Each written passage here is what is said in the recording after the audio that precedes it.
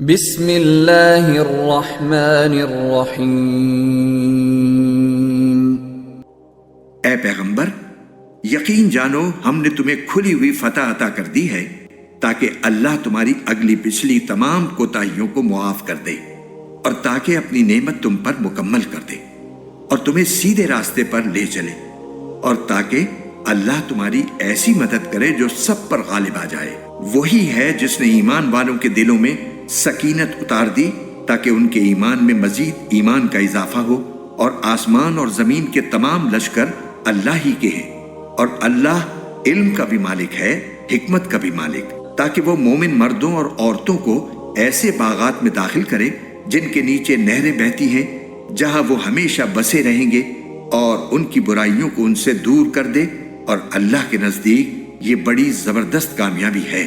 اور تاکہ ان منافق مردوں اور منافق عورتوں اور مشرک مردوں اور مشرک عورتوں کو عذاب دے جو اللہ کے ساتھ بدگمانیاں رکھتے ہیں۔ برائی کا پھیر انہی پر پڑا ہوا ہے، اور اللہ ان سے ناراض ہے۔ اس نے ان کو اپنی رحمت سے دور کر دیا ہے، اور ان کے لیے جہنم تیار کر رکھی ہے، اور وہ بہت ہی برا ٹھکانہ ہے۔ اور آسمانوں اور زمین کے تمام لشکر اللہ ہی کے ہیں، اور اللہ اقتدار کا بھی مالک ہے، حکمت کا بھی مالک۔ اے پیغمبر، ہم نے تمہیں گواہی دینے والا، خوشخبری دینے والا اور خبردار کرنے والا بنا کر بھیجا ہے، تاکہ اے لوگو تم اللہ اور اس کے رسول پر ایمان لاؤ اور اس کی مدد کرو اور اس کی تعظیم کرو، اور صبح و شام اللہ کی تسبیح کرتے رہو۔ اے پیغمبر، جو لوگ تم سے بیعت کر رہے ہیں وہ در حقیقت اللہ سے بیعت کر رہے ہیں۔ اللہ کا ہاتھ ان کے ہاتھوں پر ہے۔ اس کے بعد جو کوئی عہد توڑے گا اس کے عہد توڑنے کا وبال اسی پر پڑے گا، اور جو کوئی اس عہد کو پورا کرے گا جو اس نے اللہ سے کیا ہے تو اللہ اس کو زبردست ثواب عطا کرے گا۔ وہ دیہاتی جو حدیبیہ کے سفر میں پیچھے رہ گئے تھے، اب وہ تم سے ضرور یہ کہیں گے کہ ہمارے مال و دولت اور ہمارے اہل و عیال نے ہمیں مشغول کر لیا تھا، اس لیے ہمارے لیے مغفرت کی دعا کر دیجئے۔ وہ اپنی زبانوں سے وہ باتیں کہتے ہیں جو ان کے دلوں میں نہیں ہوتی۔ ان سے کہو کہ اچھا، تو اگر اللہ تمہیں کوئی نقصان پہنچانا چاہے یا فائدہ پہنچانا چاہے تو کون ہے جو اللہ کے سامنے تمہارے معاملے میں کچھ بھی کرنے کی طاقت رکھتا ہو؟ بلکہ جو کچھ تم کرتے ہو اللہ اس سے پوری طرح باخبر ہے۔ حقیقت تو یہ ہے کہ تم نے یہ سمجھا تھا کہ رسول صلی اللہ علیہ وسلم اور دوسرے مسلمان کبھی اپنے گھر والوں کے پاس لوٹ کر نہیں آئیں گے، اور یہی بات تمہارے دلوں کو اچھی معلوم ہوتی تھی، اور تم نے برے برے گمان کیے تھے، اور تم ایسے لوگ بن گئے تھے جنہیں برباد ہونا تھا۔ اور جو شخص اللہ اور اس کے رسول پر ایمان نہ لائے تو وہ یاد رکھے کہ ہم نے کافروں کے لیے بھڑکتی ہوئی آگ تیار کر رکھی ہے، اور آسمانوں اور زمین کی سلطنت تمام تر اللہ ہی کی ہے۔ وہ جس کو چاہے بخش دے اور جس کو چاہے عذاب دے، اور اللہ بہت بخشنے والا، بہت مہربان ہے۔ مسلمانوں، جب تم غنیمت کے مال لینے کے لیے چلو گے تو یہ حدیبیہ کے سفر سے پیچھے رہنے والے تم سے کہیں گے کہ ہمیں بھی اپنے ساتھ چلنے دو۔ وہ چاہیں گے کہ اللہ کی بات کو بدل دیں۔ تم کہہ دینا کہ تم ہرگز ہمارے ساتھ نہیں چلو گے، اللہ نے پہلے سے یوں ہی فرما رکھا ہے۔ اس پر وہ کہیں گے کہ دراصل آپ لوگ ہم سے حسد رکھتے ہیں۔ نہیں، بلکہ حقیقت یہ ہے کہ یہ لوگ خود ہی ایسے ہیں کہ بہت کم بات سمجھتے ہیں۔ ان پیچھے رہنے والے دیہاتیوں سے کہہ دینا کہ ان قریب تمہیں ایسے لوگوں کے پاس لڑنے کے لیے بلایا جائے گا جو بڑے سخت جنگجو ہوں گے، کہ یا تو ان سے لڑتے رہو یا وہ اطاعت قبول کر لیں۔ اس وقت اگر تم جہاد کے اس حکم کی اطاعت کرو گے تو اللہ تمہیں اچھا اجر دے گا، اور اگر تم منہ موڑو گے جیسا کہ تم نے پہلے منہ موڑا تھا تو اللہ تمہیں دردناک عذاب دے گا۔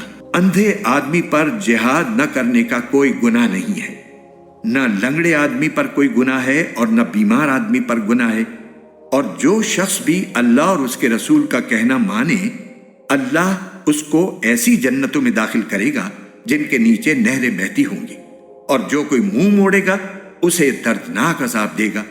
یقیناً اللہ ان مومنوں سے بڑا خوش ہوا جب وہ درخت کے نیچے تم سے بیعت کر رہے تھے، اور ان کے دلوں میں جو کچھ تھا وہ بھی اللہ کو معلوم تھا، اس لیے اس نے ان پر سکینت اتار دی اور ان کو انعام میں ایک قریبی فتح عطا فرما دی۔ اور غنیمت میں ملنے والے بہت سے مال بھی جو ان کے ہاتھ آئیں گے۔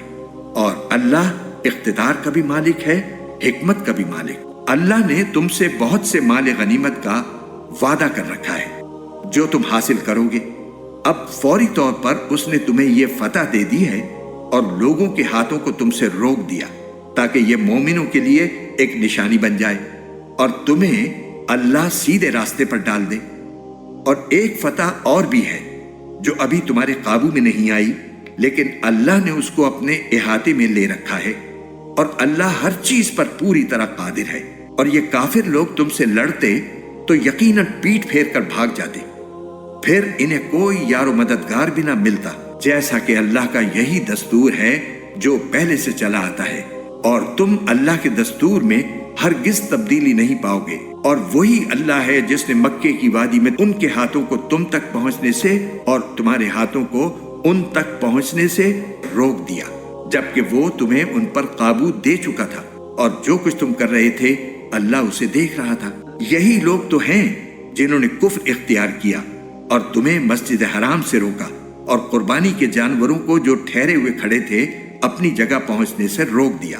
اور اگر کچھ مسلمان مرد اور مسلمان عورتیں مکے میں نہ ہوتی جن کے بارے میں تمہیں خبر بھی نہ ہوتی کہ تم انہیں پیس ڈالو گے اور اس کی وجہ سے بے خبری میں تم کو نقصان پہنچ جاتا، تو ہم ان کافروں سے تمہاری صلح کے بجائے جنگ کروا دیتے، لیکن ہم نے جنگ کو اس لیے روکا تاکہ اللہ جس کو چاہے اپنی رحمت میں داخل کر دے۔ البتہ اگر وہ مسلمان وہاں سے ہٹ جاتے تو ہم ان اہل مکہ میں سے جو کافر تھے انہیں دردناک سزا دیتے۔ چنانچہ جب ان کافروں نے اپنے دلوں میں اس حمیت کو جگہ دی جو جاہلیت کی حمیت تھی، تو اللہ نے اپنی طرف سے اپنے پیغمبر اور مسلمانوں پر سکینت نازل فرمائی اور ان کو تقوی کی بات پر جمائے رکھا، اور وہ اسی کے زیادہ حقدار اور اسی کے اہل تھے، اور اللہ ہر چیز کو خوب جاننے والا ہے۔ حقیقت یہ ہے کہ اللہ نے اپنے رسول کو سچا خواب دکھایا ہے جو واقعے کے بالکل مطابق ہے۔ تم لوگ انشاءاللہ ضرور مسجد حرام میں اس طرح امن و امان کے ساتھ داخل ہوگے کہ تم میں سے کچھ نے اپنے سروں کو بے خوف و خطر منڈوایا ہوگا اور کچھ نے بال تراشے ہوں گے۔ اللہ وہ باتیں جانتا ہے جو تمہیں معلوم نہیں ہے۔ چنانچہ اس نے وہ خواب پورا ہونے سے پہلے ایک قریبی فتح طے کر دی ہے۔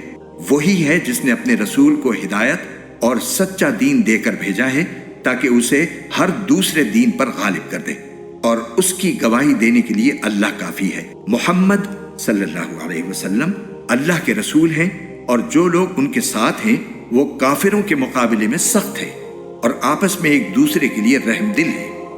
تم انہیں دیکھو گے کہ کبھی رکوع میں ہیں، کبھی سجدے میں، غرض اللہ کے فضل اور خوشنودی کی تلاش میں لگے ہوئے ہیں۔ ان کی علامتیں سجدے کے اثر سے ان کے چہروں پر نمایاں ہیں۔ یہ ہیں ان کے وہ اوصاف جو تورات میں مذکور ہیں، اور انجیل میں ان کی مثال یہ ہے کہ جیسے ایک کھیتی ہو جس نے اپنی کونپل نکالی، پھر اس کو مضبوط کیا، پھر وہ موٹی ہو گئی، پھر وہ اپنے تنے پر اس طرح سیدھی کھڑی ہو گئی کہ کاشتکار اس سے خوش ہوتے ہیں، تاکہ اللہ ان کی اس ترقی سے کافروں کا دل جلائے۔ یہ لوگ جو ایمان لائے ہیں اور انہوں نے نیک عمل کیے ہیں، اللہ نے ان سے مغفرت اور زبردست ثواب کا وعدہ کر لیا ہے۔